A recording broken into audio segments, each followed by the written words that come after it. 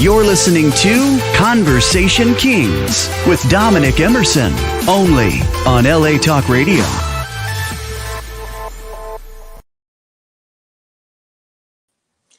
Welcome to the Conversation Kingz. I'm your host, Dominic Emerson, here live on LA Talk Radio. And as always, like, follow, and subscribe LA Talk Radio on YouTube, Facebook, LinkedIn, Instagram, and Twitter. You know, today I just want to give a special shout out to Hood Champs Clothing, because they just dropped some new merchandise yesterday, which you can actually go pick that up at hoodchampsclothingcompany.us. You know, and you want to get this merchandise because it's nice and hot, you know, and I definitely support Hood Champs Clothing. Today I have a special guest with me, somebody who I believe is very important, Miss Christy McDaniel. And today we're going to get in and talk to her, and it's all about Christy McDaniel and who she is and what she does. How you doing, Miss Christy McDaniel? I'm good. How are you? Good. First, I want to say thank you for joining the Conversation Kingz at LA Talk Radio. You know, and I know we're going to get into a lot of conversation because I know you do a lot. You're stretched out, you know, and I see the work that you're doing. And like we talked backstage, that a lot of things you're doing definitely does not go unnoticed. So today I want to give you your flowers and talk to you about who Christy McDaniel is. Thank you. I appreciate that. I'm happy to be here. Thank you for coming. So who is Christy McDaniel and what is she all about? Christy McDaniel is a God-fearing native from Compton, California, working to be a multimillionaire across the nonprofit sector, within my community, within my family, and here to break generational curses, or not curses, here to break generational warfare, or whatever word you want to put there, just to make a change within my family dynamic.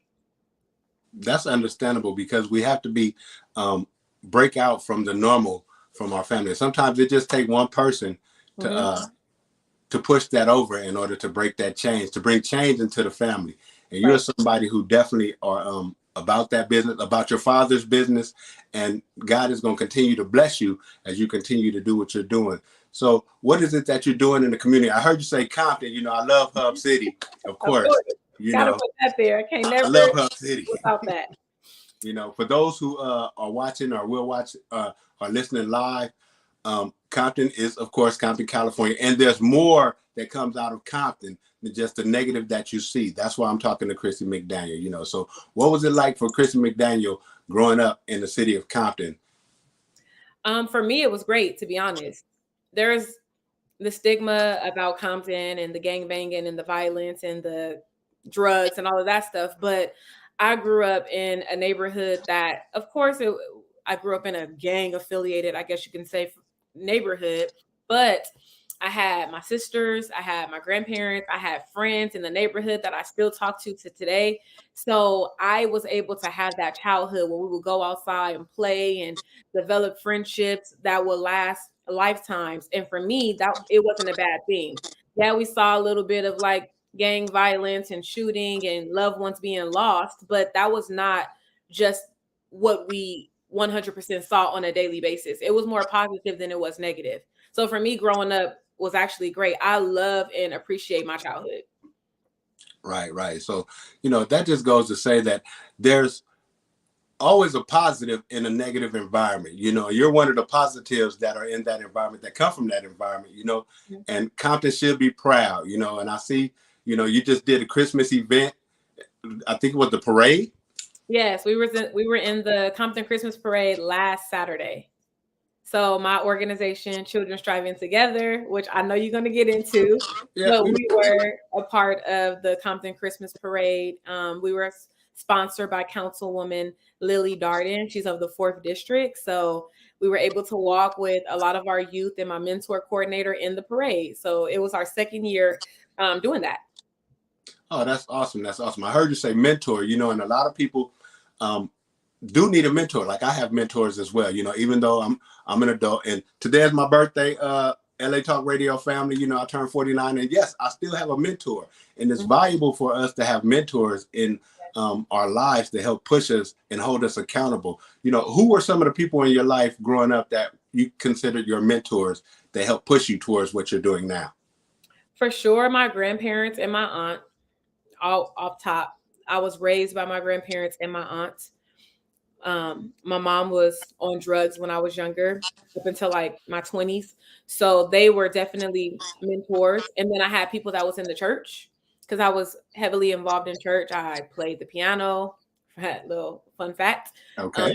Choir, I was on the usher board. So a lot of those individuals that were in my church home, they were definitely mentors. And then of course, family members and teachers that I had. Like I think about my high school teacher, Miss Golden, or my middle school teacher, Miss Whaley. Like those are people that I still look up to till today. Even Miss Cross, like I went to St. Albert, and that was like, we went to a Catholic school, but they did not play about disciplinary skills with us. So they'll get that paddle out, and even though I was a good student, I appreciated my grandparents putting me in the stricter teachers classes versus the non-strict classes. So those are a couple of people that were my mentors that I still look up to till today, and I take every value that they have embedded in me with the person that I am today. That's awesome. And it goes to say, because a lot of us, we forget who our elementary, high school teachers were, unless they had an impact on us in our lives. For you to remember their names, I only remember like 2, if that, but yeah. I do have coaches and everything that were my mentor growing up, because my father was, of course, I had a father figure. He was always in prison and everything like that. And, there was a lot of negative, but the outcome was that, I didn't have to be that way. And I see that same thing in you, that I don't have to be that way. Even though this environment is negative, I don't have to be negative in my environment. So what pushed you to start building the things that you're building? Like what was the foundation for your idea? I think what pushed me was, so I went to Cal State Long Beach, and then I started working. And I was always volunteering in some capacity, whether it was big brother, big sister, with my church, some capacity I was volunteering. But I realized that a few things was moved away from what I was looking at. Like I didn't see a lot of life skills that can like get us from one situation to another. Like we learn when we graduate from high school, go to college, get a degree, make 6 figures or whatever you're going to make. But they don't give us really the reality of, you might get ready to go to college and you might get expelled. You might get kicked out because you partying too much. You might just not be able to go to college because you may have to work and provide because you have a sick parent or a sick sibling, or you might go to jail because you did something wrong, like whatever. So I don't think that we really get equipped with navigating life. And then you have to think about, we get into relationships and we fall in love with people. And then that sometimes does something and we don't know how to navigate that. So I think what pushed me to do that was thinking about all those things as a whole and figuring out, even though I had a good background and my grandparents raised me right, I was very, like I didn't know a lot of things. I was very gullible to a lot of things because my grandparents didn't teach it. Like my grandfather wasn't going to talk to me about dating and boys because he's like, no, you're not dating nobody, so you don't need to know that. You know what I mean? And my grandmother, she was my grandmother and she was strict and I didn't want to ask her nothing. So things I had to learn on my own. So with that being said, all of those things as a whole made me say, you know what? I want to start a nonprofit.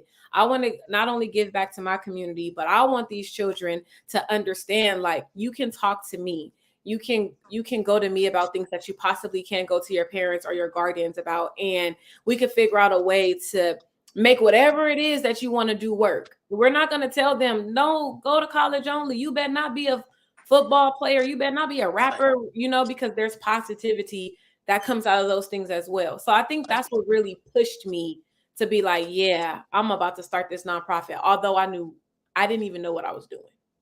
Right. And that right there says a whole lot because, a lot of the times, most of us in our community, and I'm saying in our community, we like, oh, he's going to be a great football player. He's going to be a great basketball player. He's going to be, those categories. Mm-hmm. Instead of saying, you can go on and you can be other things, right? I knew for myself that I wasn't going to be no NFL player. So, and I like working with my hands and, my grandmother basically kind of raised me too, right? I say my grandmother had me on drugs early because she drugged me to church Monday through Sunday. Hey, but the thing is, my grandmother taught me a lot. Yes. you know, and I carried that with me. And so when you have somebody like that and it instills in you, that makes you want to give back. Like what I hear you saying is the children have a safe space. Yes. You know, Absolutely. and in Absolutely. that environment, you know, it's you can come talk to me and you can tell me whatever it is that's going on that you can't tell your parents. Because sometimes, even us growing up, we didn't want to tell our parents or grandparents certain things, right? Yeah. Yeah. Because we knew the judgment. Yep. We knew the judgment. Or not even judgment. I'm not trying to get my head knocked off. Okay. So I'm just not going to say anything. And, Right, and, right, and then that leads to you dealing with things on your own, on the right, inside. You're not letting it out. You either lash out in some way or you not even lash out. You just you deal with that in a different way that might not always be the best way, but it's the best way you know how, because you have to be hush hush about it because that's what you feel like you're supposed to do. And me, I come from a family dynamic where like it wasn't a lot of question asking, like, well, why do we do this or why do we do that? Or it wasn't a lot of that. You didn't ask a lot of questions. So like even today, I'll talk to my aunt. I talk to her almost every day, and I'll be like, well, why didn't you ask grandmama this? And the first thing she always says is, I wish I would have asked my mother more questions.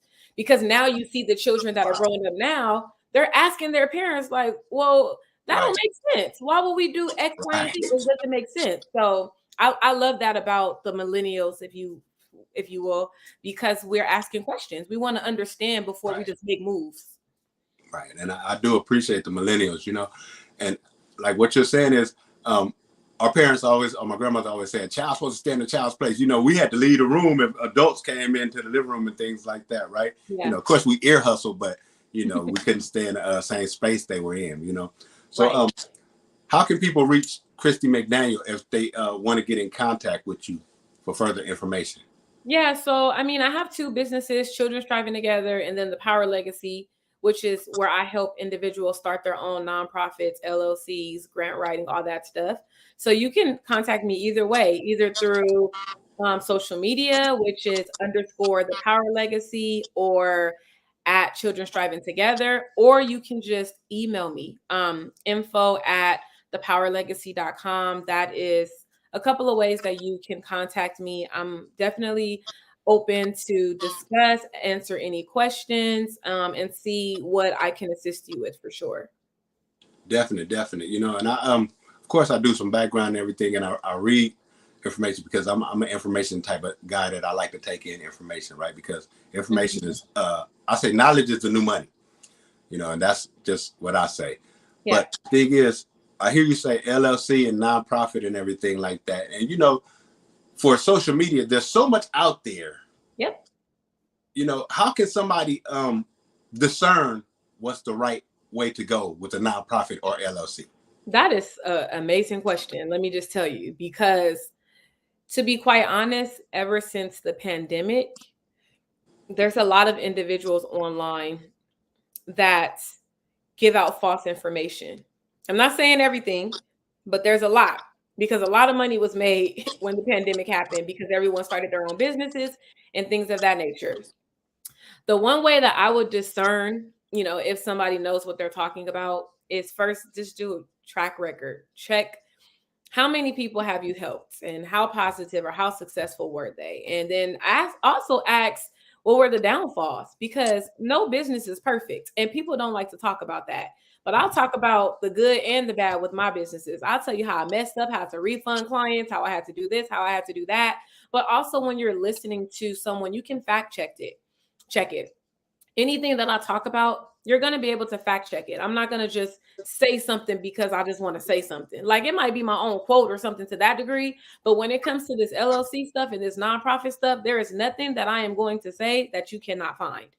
A lot of people just are saying things and you can't find them. Right. Because a lot of times what I see now is, oh, you want to start an LLC? It's easy. This is how you get the money. You go and get an EIN number. Then after you get the EIN number, you go and process your articles. You take that, you go open up a business bank account, and boom, you got a business. Yep. No, that's you talking about formation. That's what you're talking about. What about the business plan? What about the pros and cons to it? What about the outcome measures? What about all of these other things that they don't think about? but they got that LLC? What about the people that say, I thought I wanted an LLC and I got the LLC, but I don't want it no more. And now it's been 4 years. You've never paid your $800. So now you at, $3,200 plus penalties. Right. And now you can't buy a house because that's haunting you because you never dissolved Right. it. What about those people? So again, I will fact check. I will ask questions. Again, I'm not saying that you can't give people a chance because people betted on me and they gave me a chance to help them. And I didn't even have a whole line of clients that I had assisted at that time. But I think that that's the best way. Just fact check, really fact check. And you can kind of discern based off of the questions that are the answers that someone gives back from the questions you ask. Definitely. That is a straightforward answer for for the question, and it's realistic because like you say, it was so much going on like during that time in that pandemic, and like you say, it was so many ads, $97 LLC, and I'll help you, and all of these other things, and so many people jumping on it. But like you say, we have to fact check and do our homework, right? Yeah. And then I always question the ones that because I did see a lot of that $97 and $199. And it just made me scratch the back of my neck a little bit. Like, if you charging $199 and $97, I just want to know how you even made money. And what did you do? Did you just do it for free? Because that's basically the fee. So, yeah. Definitely. And that's what we have to do. We have to constantly check and do our homework and research and everything like that. And that's why I definitely want to bring you on. So this is the Conversation Kingz. I'm the host, Dominic Emerson, here on LA Talk Radio. And as always, like, follow, and subscribe on YouTube, Instagram, Facebook, LinkedIn, and Twitter. And today I'm talking to Christy McDaniel, the nonprofit strategist. And she has given us great information, and this is a great conversation. And if you don't know, then this is somebody that you should reach out to and contact and get the right, proper information so you can continue to move forward. Yes. Now, the power of legacy. Yes. Intel, what is that all about? So the Power Legacy was birthed because of the nonprofit. So like I started the nonprofit back in March of 2013. So it'll be 11 years next year. Crazy. Thank you. And maybe about 5 or 6 years into starting the nonprofit, I had a lot of people asking me how to start a nonprofit. So I would just help them do the basic stuff by itself. Like, let me just help you do the basic stuff. Then fast forward to 2019, right before the pandemic happened, I had got laid off my job. And so I said, you know what? I've already been helping people with their nonprofit. I'm not going to get laid off of another job. I'm going to start a business. So I created the Power Legacy as a DBA. I didn't know what I wanted to call it or anything like that. I just knew that it was a business, but I went to church. And when I went to church, the pastor kept on preaching about legacy. Like, he kept saying the power is in the legacy. And he kept saying stuff like that.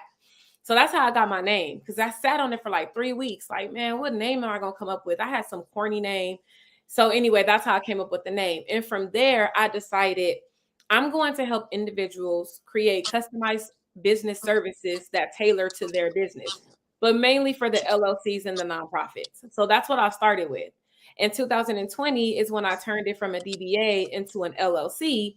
And in 2022 is when I was getting coaching, and I decided I'm going to just only work with nonprofits, because that's my love language. And that's what I really, really love, working with nonprofits. Not to say that LLCs don't thrive and I don't thrive off of that, but nonprofits is really where it was for me. Now, 2024, I'm changing that. I'm going to incorporate LLCs again. There's a reason that I'll talk about later on that you'll be able to see, but that is where the Power Legacy came from. I wanted a powerful name. I wanted something that is going to be able to be, you're going to have generation after generation, and you're leaving legacies behind. Now, nonprofits, they don't belong to us. They belong to the community, because the community is the ones who thrive and move that nonprofit. Okay. LLCs belong to us because you are the owner of your LLC, and you can pass that down. With nonprofits, you can't technically pass it down because it belongs to the community. But if you needed people to continue to run that nonprofit, to continue after you're gone, then your legacy still continues, even though it doesn't belong to you, because it's the reason behind why that nonprofit was birthed. There's always going to be a story to how it got here. So that's basically how I started the Power Legacy, and I've been able to thrive since 2019 off of the Power Legacy. Of course, I've made errors. I've messed up. I've done all. We'll be talking all night. We go through that long laundry list. But Wow. what I am going to always be is accountable. And I'm always going to try to learn from, dang, I messed up. And I'm probably going to mess up 4 or 5 times on the same thing, thinking I could figure it out. But sometimes it just happens. And what I will say is you have to invest in your business. You cannot think like how you were saying you have mentors and coaches and stuff. I have that as well, but I pay for that. And you have to continuously invest in that because everybody wants everything for free now. Grant write for me for free. Do this for free. That's not how life is. Like, you got to think about the stuff that you would do. Are you going to just continue? Example, you go to a food giveaway. Most times, we don't want that free food. We think it's nasty. It's, where did it come from? It's not. It's awful. Right. You don't put that in your body because you don't want it, right? Most times, not all, most times. So why you want to always put free stuff in your body when it comes to investing in your business? It's the same thing. You need to have the quality of what it is you're investing in, not like the quantity of it. So, yeah. Exactly. We definitely, have to invest in the right things and say, okay, I'm making this investment at this time, but it's going to pay off in the future. Yes. If I stay, because what I hear you saying is you stay persistent. Yeah, always. You stay persistent, and I was going to ask you, right, you have to, I was going to ask you, how is it leaving the job and then becoming an entrepreneur? Because that's the avenue you took. Because a lot of people are afraid to get out the boat, right? Even though he says, Lord, if that's you, may I come? And, he still got fearful and he looked away instead of keeping their eyes on the prize. So what is it like for you as an entrepreneur? It's hard. It is hard. I'm not going to sugarcoat anything. The only thing that you enjoy maybe is you got your own schedule. You do things when you want to, but sometimes that's not always the best thing because you have to have, you not only have to have patience, but you have to be disciplined when you are running your own business because you go to work, you're gonna get a check 9 to 5. You know what you're gonna get in 2 weeks. It's gonna be the same. It's consistent because you went to work. With this business stuff, it's not like that. You get a client today, you may not get a client tomorrow. I literally just got a new client this month, but prior to that, I hadn't gotten a client since September. But the reason behind that was because I wasn't applying myself properly because I was dealing with life. And as an entrepreneur, when we go to work, at a 9 to 5 job, you deal with life, but you go in, you get your work done because you got your task assigned, you know what you got to do, and then you clock out and you don't think about it no more. When you're an entrepreneur, you think about it 24/7 because even though life is happening, business has to continue. If you pause on business while life is happening, then you're not going to have no money. So that is what makes it very, very hard because you have to balance not just your business, you're balancing life, you're balancing children if you have them, you're balancing extracurricular relationships, friendships, you're balancing all that at once. And it's easier to balance that when you just have a 9 to 5 where you're told what to do versus balancing it as an entrepreneur. So how is it? It's hard. Now, is it worth it? Yeah, of course. Thank you. Yes. But it's hard. It's hard. Yeah. Hard work pays off though, right? That's what one of my friends who coach, he always say hard work pays off. But you have to put the time and the effort into it. There's going to be blood, sweat, and tears that's going to go into it. There's going to be some sleepless nights. I tell people, if you want that dream to become a reality, you have to start living that reality. And you have to keep it going. Like, don't give up. Like, things are hard. Now, I can see if it's like making your mental go a little crazy and all that kind of stuff, then maybe you don't give up. Maybe you just take a break, a reset, realign, readjust, like all those kind of things. But don't give up because if it's something that you think about all the time, that's just embedded in you, that you want, you go for it. And this is not just for anyone listening. This is not just entrepreneurs. This is life. Yeah, like say that. Whatever it is that you want, you go. I'm a prayer warrior and I manifest. I'm a manifestation person and I am a person that's very direct. If it's something that I want, I'm going to talk about it. I'm not going to be the one that's like, oh no, girl, don't say nothing because it's just going to, nope. Hey, this is what I want. Even at jobs, if I go into a job, I'm letting them know off top, okay, I have this position right now, but I'm letting you know I want to grow within 6 months to a year. Help me get on that path. I'm not going to sit in a position and think I'm going to sit there for a year. I know I don't. I want to move up tomorrow, but I know that there's a timeline to this thing, but at least they have me on the brain knowing, oh, okay, she's coachable. She wants to do other things. So yeah, don't give up, guys and gals. Just don't. Right. That's my motto. You know, you have to apply yourself in life if you want anything out of it. You know, you have to, like you said, you have to have that mindset. And it's not just entrepreneurial, it's in whatever aspect of life that people are going in. They have to apply themselves, right? And especially like, you know, because I'm saying nonprofit because I hear a lot of people saying they want to start a nonprofit organization, you know, and do all of these things. And, you know, they don't understand the work of it. That's why I wanted to talk to you so bad, you know, so you can actually see a person who started and where she's at now. You know, you're that example, you know, where you're at now. You're still fighting that fight. I am. And the people that do want to start the nonprofit, I would never discourage anyone from what they're doing, but I will tell you all to be realistic about it, because starting a nonprofit, a lot of people think it's just so easy because they see all these grants, all this money, all these donations.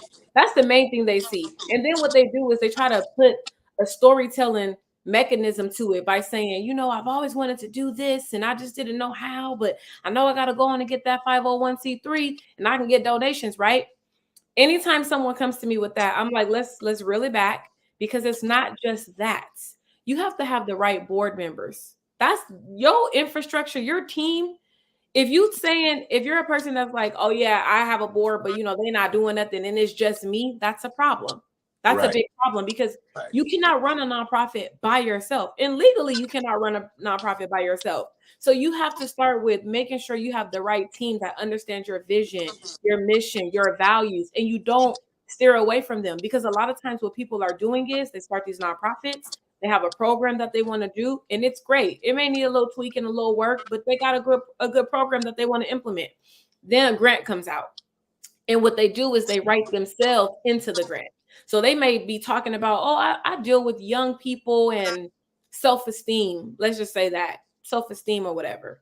And then all of a sudden they're like, oh, I'm offering this grant. We're going to give $800,000 to nonprofits in Compton for housing.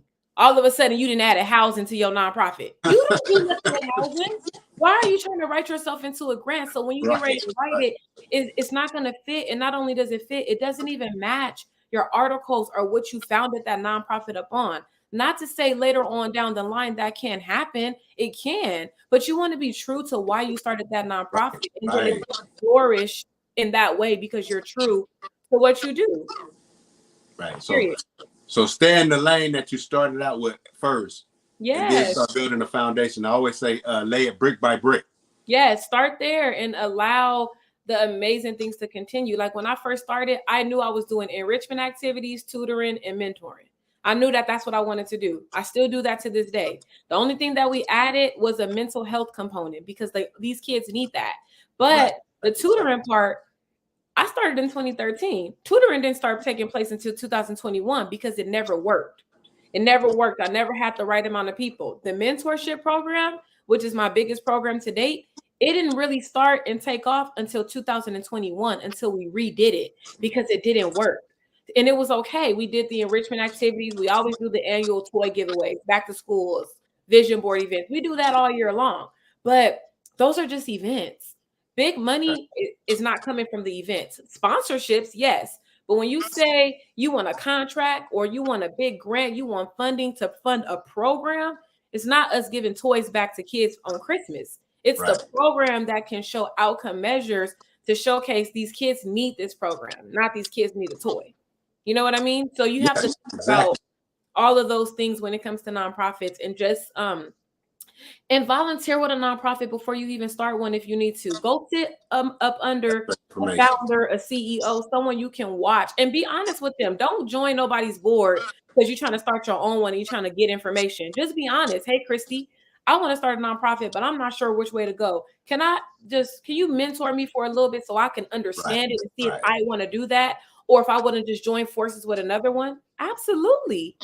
Because while we making nonprofits, that's not going to work for the community. You give the community false hope when you bring a nonprofit in. You say you're going to do all this stuff for the community. They're excited, and then you go ghost after a year when they needed you. You don't want that to happen. Right. And that's one of the things I'm always about is about the community, sharing information with the community, talking to people such as yourself that empowers the community, and this is exactly like the forums that we need and we need to talk about, right? Yeah. You touched on something, there's a part where we have to continue to grow and continue to build, right? And people don't want to do the long term or foresee it as a long term, right? Because you're saying it might not start out the way, because everybody thinks, we want to microwave our dream. Yep. So nobody want to put nothing in the oven or let it marinate over days. Right. I thought about it, boom, it's supposed to happen, right? Yeah. And then, like you said, people just will stop because it don't seem like it's working out. And what you're saying is you have to have the drive behind it in order for it to continue to go. There's going to be good days and there's going to be bad days. But most of all, if you keep striving, eventually you'll see the fruits of your labor, right? Exactly. But you have to apply yourself. So how can somebody who wants to have you as their mentor, what are the things that they should be asking you as a mentor? Let's just say if I was going to an office and I want to do a nonprofit and I want to have that mentor, what are some of the questions I should be asking? So if you wanted to start a nonprofit, I would say the first question is this for me? Is this nonprofit what I need to start based off of what I want to do? Because when people come to me and they want to start a nonprofit, they fill out a questionnaire. And when I get on a call with them to talk about if the nonprofit makes sense, the first thing I ask them is like the why. Why do you want to start a nonprofit? From that, I'm going to get one of two answers. You're going to tell me something that lets me know, yes, this should be a charity, a nonprofit, and you should do this. Or you're going to tell me something that is profit driven, money driven. Now, don't get me wrong. A lot of myth that's out there is that you start a nonprofit and you can't get paid. That's not true. You can get paid within the nonprofit sector. People do it. We have $1 million nonprofits and people work for them. But if you're telling me something that is money driven, like, I want to start this, but depending on what it is, then it lets me know where I should go with that. Whether I should say, you know what, that's a great idea, but I actually think that you should go the for-profit route because of X, Y, and Z. Or, okay, this is a great idea. We're going to go the nonprofit route. So that's the first part. That's okay. just the first out the gate question that should be asked. Like the why. What's your why? Why do you want to do this? What is driving you to do this? And be honest with that. And then after that, my next question that I would ask as a mentor is, outside of my paperwork, we know we got to do the paperwork. We can't do nothing without the paperwork. So outside of my nonprofit paperwork, what do I really need to do to be profitable within the nonprofit sector? Because that's where the fundraising talk, the structure talk, the infrastructure talk, all of that talk comes in, and you get to understand that. I feel like once you understand your foundation, your structure, how to successfully fundraise and things of that nature, then your nonprofit is going to start spending a little bit more. Like, trust and believe. I'm not saying that I've made millions and millions of dollars within my nonprofit yet. A lot of the reasons is because, again, life happens. No excuse, but that's what happens. But if I would have known what I know now back in the day, then the things that I would like to accomplish within my nonprofit would have happened in year 2 and 3 versus 7 and 8. You know what I mean? That's the difference. It's a big gap difference. That's a 3 to 4 year difference in time that you can't get back. So I would just start with those key things. My why, making sure that you're doing this for the right reasons and you understand, and then ask the pros and cons of a nonprofit. Forget the pros. We know about the money. What's the hard part? What do I have to deal with? The hard part. Right. You're going to deal with trying to find the space. Where you're going to do it at. And if you do get the space, how you going to afford that every month if no money is coming in yet? Right, exactly. For the grants, how often do I apply for them? And if I don't have no money to get a grant writer, then how do I get the grants? Do I do programs? Do I go get a certificate? Do I go look at online stuff? And if I'm looking at online stuff, is it factual? All of those things play a part. So those are the first questions that I would just ask, just to make sure you're doing it for the right reasons, but this is where you really want to be. You want to put that blood, sweat, and tears into this nonprofit. Right. See, this is great information from Christy McDaniel, the nonprofit strategist. And I'm definitely telling you, if you're watching this or you're listening to this or you're going to watch the replay or whatever, you take these tidbits and you take them and you use them, because she's giving you great information that you can use in order to progress the nonprofit that you're trying to build or create, right? And I do see that there's a lot of people who need the mentors, the coaches, and we need a helping hand and everything. And for the first off, you have to understand your foundation, have your mental capacity ready and capable, because I do hear you saying there's a lot that's going to come with it, because life, like you said, lives. Yep. Right. It does not stop because you're trying to achieve something. Yep. So we have to prepare ourselves for those things and understand that, you know, those hills and valleys are going to come, but we got to keep striving forward if we're going to be progressive as people, because we want to be, like you said, we don't want to call it breaking generational curses, but we want to be economically stable for our next generation. And within the nonprofit sector, you don't want to handicap the community. So when I say that, this is a big thing that takes place within the nonprofit world. Example, I need a turkey for Thanksgiving. I'm going to go to the Thanksgiving giveaway every year and I'm going to grab a turkey. So now I know I don't have to pay for a turkey every year, because I'm going to get that turkey from that Thanksgiving event, right? That's what I'm going to do. Right. Now I'm handicapped. I don't even strive to want to go get an extra $80 so I can go pay for this turkey, because I'm going to get it. But if you was to take the turkey and say, you know what? I couldn't get a turkey this year. I'm so grateful for this nonprofit for giving me this turkey. Thank you so much for this turkey.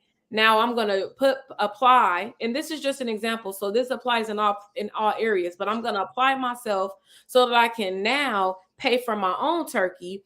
And then when I see the next person that's in need, I'm going to pay it forward and let them know, hey, I got this resource.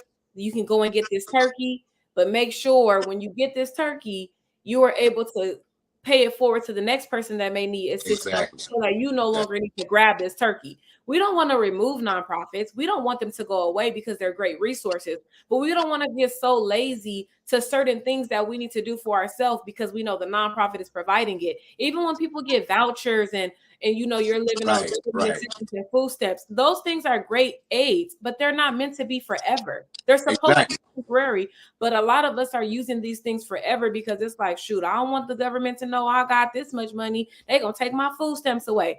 Why do it matter if they take I don't know how much people get in food stamps, but if it's $300 a month, for example, why do it matter if they take that $300 away? If you finally got you a job and you making $1,800 a month, that $300, come on, give it to the next person that may need it. So that's what I'm saying. Like, we don't want the nonprofits to handicap people to where they don't even try anymore. We want it to aid, be a resource, and then you pay it forward to the next person, and now you flourish because that nonprofit helped you. Right.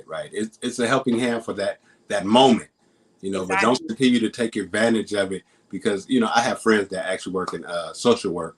And he tells me all the time that it's kind of ridiculous the amount of people that come in there who are sustaining their lives and they have jobs, but they're trying to get that extra $300 just because, and there's somebody who actually need it. So now what that in turn does, it creates a bigger loophole for the next person that actually really needs it.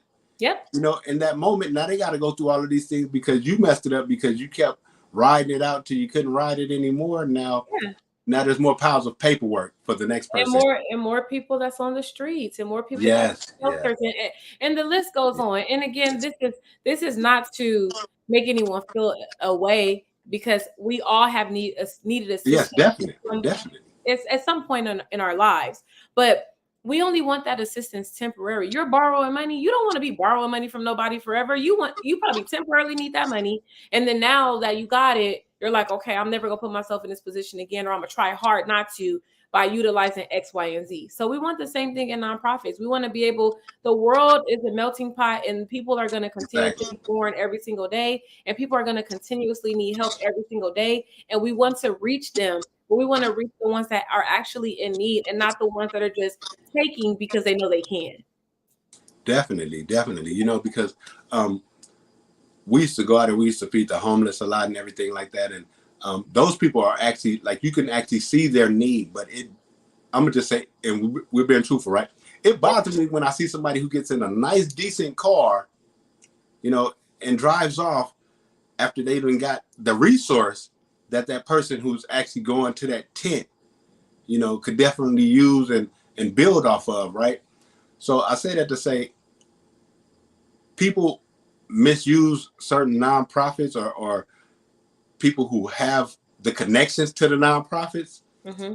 And so my whole thing is this: for the coming future, for you, and I'm saying for Christy McDaniel, because I know 2024, I'm not a person that make resolutions. I tell people all the time, I don't make a resolution. I just build off of what I didn't accomplish the following year, right? Okay. So for 2024, mm-hmm.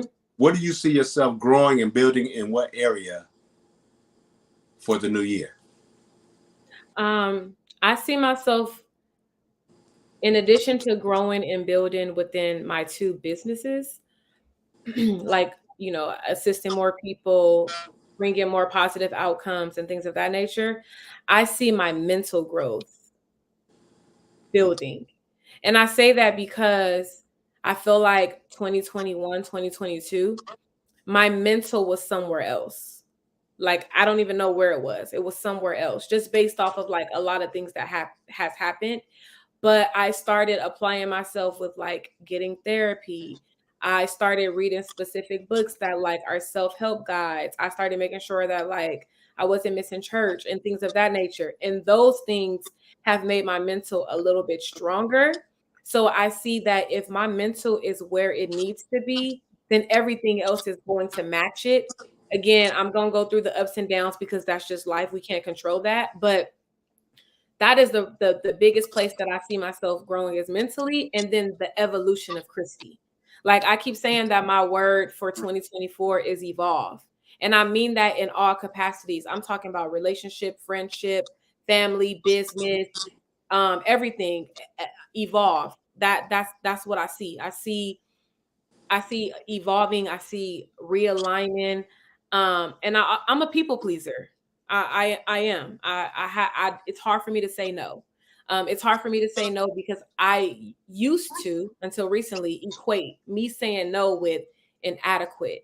I can't do it. They're gonna think I'm not good enough. And that all comes from childhood things. But I'm grown now, and now I'm understanding it a little bit more. And so that all of that is a part of like my evolution, my evolving, my realigning, my readjusting, just fixing a few things like to be better for 2024. Because if I'm better for me, then I could really be better for others. Can't be better for others if I'm not even better within my own self. So yeah, that's 2024 for me. That's understandable. I find that me saying no brings me more peace. And a lot of times, people ask you to do things because they just don't want to do it, and they want to put the load on you. So they ask you to do it. It's not that they can't or they're not capable. It's just that they want to put that burden on you because they don't want to carry that weight. I find that me saying no, and it's okay. And I'm definitely okay with saying no. And if somebody gets mad at me saying no to them, I'm okay with them walking away from me. That just keeps my peace. And sometimes 2024. people say no just because, sometimes people ask you because they really need help. They really can't do it. And You that's can okay too. discern that. You can Yeah. discern who really needs the help, Yeah. Yeah. and we all need to grow. Yeah. Miss Christie, we all need to grow. And I love the word evolve. We all need to evolve into our better selves, our Yes. better beings. As long as we're on this rock called Earth, we all need to evolve to better mentally, physically. It's mind, body, and soul, right? It's all a 3 collective. It's all 3 part. It's the triune, right? So we have to definitely all be in tune with ourselves and continue to blossom and continue to grow, right? And I want to just give you the time to give somebody the encouraging words, that they might be in despair at this moment, and it may seem like they're not able to get out of that funk, and I've talked to you this amount of time, and I understand that you said that you've had the life been lifing. So what are some encouraging words that you can encourage somebody else to continue to push forward? I would say that you are enough. I know those words may be cliche, but you are enough. there are always going to be things that we deal with in life. And I think the main thing is how you deal with it. You deal with it in your own way, because everyone is not the same. We're all different. So I can't tell you to go read a book and you go get therapy and you go to church. I can't tell everyone what to do because everyone is their own selves. But if you are dealing with life and you just really need that pick me up, just know that you are enough, and just know that there are individuals and resources that you can go to that can really, really help you, whether it's your friends that you feel comfortable talking to, if you have to go to a therapist, if you have to go to someone at church, your family members, whatever it is, we need you. Whatever it is that you think that we don't need, no, we need you for whatever it is that you're going to bring to the world. You bring light, joy, and positivity to the world, even though you don't always see that. So my words of encouragement would be, again, you are enough, you are amazing, and do not stop fighting the good fight. And that's kind of like good and then fight, a positive and a negative kind of thing, but there is such thing as the good fight, and we need you to continue fighting it, because we need to continue having you being good for yourself so that you can be good for us, and it can be an even exchange. But don't give up. No matter how hard it is, don't give up. Again, maybe reset, maybe take a pause, maybe take a break, but just don't give up. That's beautiful. That's beautiful. And I hope somebody take those words and they use them, and they are empowered by those words. They are encouraged by those words, and that helps strengthen them along the journey, right? And before we get ready to get up out of here, could you please one more time let everybody know where they can reach you, just in case they do want to reach out, just as a mentor, not even on building a nonprofit or anything, but just becoming a mentor and understand your walk, so that way they can build off of your walk and see how to become a better person, even though life has been lifing, and we can still achieve more in life. Yeah, so my personal Instagram is Christy, like my name, CHRISTI_CEO. You can reach me there, or you can reach me on the business side, which is _the power legacy, exactly how it sounds. And if you're not a social media person, you can type my name in. Well, Facebook is Christy McDaniel, but if you are not a social media person and you're like an email person, or you want to have a phone number, you can email me at info@thepowerlegacy.com, and then we can try to exchange and talk that way, and I can assist you the best way that I can. That's within my capacity.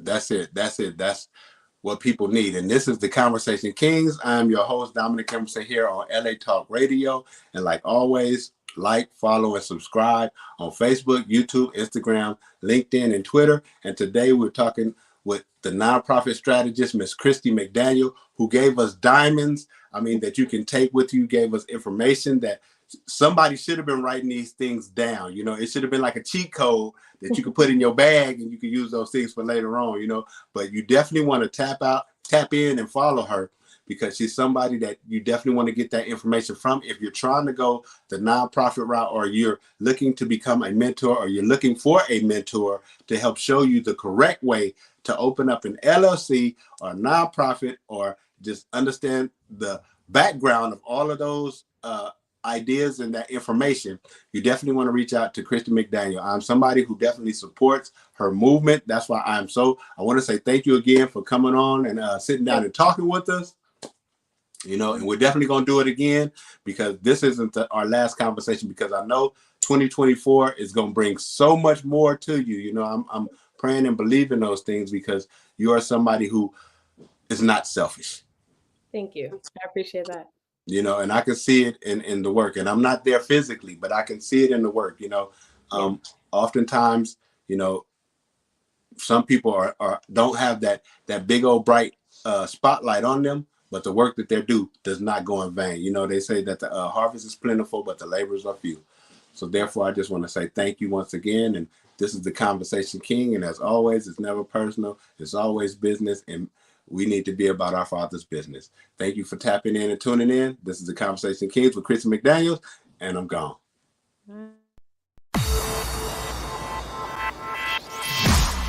You're listening to Conversation Kings with Dominic Emerson, only on LA Talk Radio.